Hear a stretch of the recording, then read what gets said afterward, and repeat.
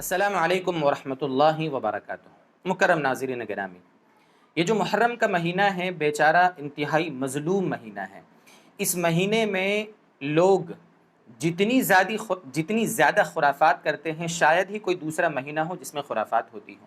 اس لیے معتدل بات شریعت کی روشنی میں جو ہمارے علماء، ہمارے فقہاء، صحابہ رضی اللہ عنہم اور تابعین اور تبع تابعین اور بزرگان سیرت سے جس بات کو انہوں نے اخذ کیا، احادیث کی روشنی میں، قرآن کریم کی آیات کی روشنی میں، وہ یہ ہے دوستو بزرگوں کہ اس مہینے میں خاص طور سے عاشورے کے دن دو کام اللہ تعالیٰ کو بڑے پسند ہیں جو مستحب کے درجے میں ہیں۔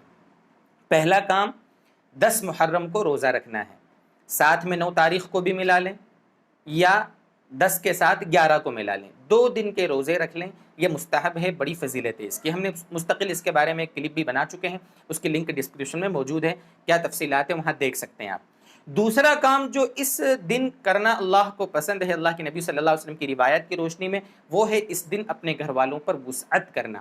وسعت کرنے کا کیا یعنی معنی ہے اور کیا مطلب ہے، اس کی بھی ہم ایک کلپ بنا چکے ہیں، اس کی لنک بھی ڈسکرپشن میں موجود ہے۔ اس کے سوا جتنی چیزیں ہوتی ہیں اللہ میں معاف فرما دے، میں وضاحت یعنی مناسب نہیں سمجھتا، آپ سمجھدار ہیں۔ جتنی چیزیں بھی ہوتی ہیں، جتنی چیزیں ان 2 چیزوں کو چھوڑ کر جن کا بھی اہتمام کیا جاتا ہے اور شریعت کی بات سمجھ کر ان پر عمل کیا جاتا ہے، دوست بزرگوں، یا تو ان میں سے بعض وہ ہیں جو شرک ہیں، بعض وہ ہیں جو حرام ہیں، بعض وہ ہیں جو مکروہ ہیں، بعض وہ ہیں جو رسم و رواج کے قبیل سے ہیں۔ اس لیے اللہ کے واسطے دوسری ساری چیزوں کا عمل بالکل ترک ہم کر دیں، ختم کر دیں، صرف یہ 2 چیزوں کا اہتمام کریں۔ روزہ رکھ لیں، آگے پیچھے ایک دن ملا کر جو بھی آپ ملا سکتے ہو، 9 سہولت ہو یا 11 کو سہولت ہو، اور دوسرا یہ کہ آپ 10 محرم کو اپنے گھر والوں پر وسعت کر دیں۔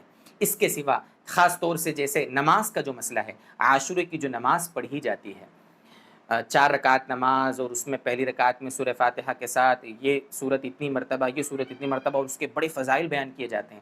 اور ایک بات عرض کروں دوستو بزرگوں، ہمارے مسلم گھرانوں میں یہ جو عاشورے کی نماز کا جو چلن ہوا ہے، وہ پاکستانی پنجسورے کی وجہ سے ہوا ہے۔ اس کے اندر جو قرآن کریم کی صورتیں ہیں وہ اپنی جگہ، کچھ معتبر دعائیں ہیں وہ اپنی جگہ، ان کا تو کوئی ٹینشن نہیں ہے، پڑھیں آپ، اہتمام کریں، لیکن اس میں جو بہت ساری چیزیں من گھڑت فضائل، اپنے اعتبار سے پتہ نہیں کس اللہ کے بندے نے اس میں وہ فضائل گھڑ کے شامل کر دیے ہیں، اور ہمارے گھروں میں سے شاید ہر گھر میں وہ کتاب موجود ہوتی ہے۔ اگر اس کتاب میں سے ہم کوئی دعا، کوئی درود، کوئی نماز کا اہتمام کر رہے ہوں تو پہلے جو معتبر مستند ہمارے علماء کرام ہیں ان سے تحقیق کر لیں اس کی کہ کیا یہ عمل صحیح ہے، یہ معتبر ہے۔